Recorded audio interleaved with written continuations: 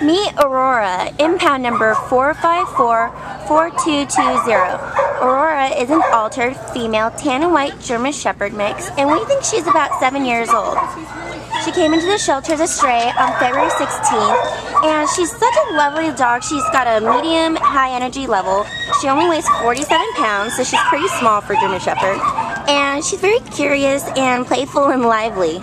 As you can see, she behaves pretty well. She'll sit when you tell her to, and she's great with people. She's getting curious right now. She's probably good with children, and she's very affectionate. She loves getting belly rubs, and we think she'd make a perfect pet for a family living in a private home with maybe a backyard that she can run in. She gives great hugs, and she knows how to sit and stay, and she walks great on a leash. She only pulls a little bit, but she's a pretty big girl, so she'll need a little bit of training with that. If you can give Aurora the great home that she deserves, please come down to Downey Animal Care Center today.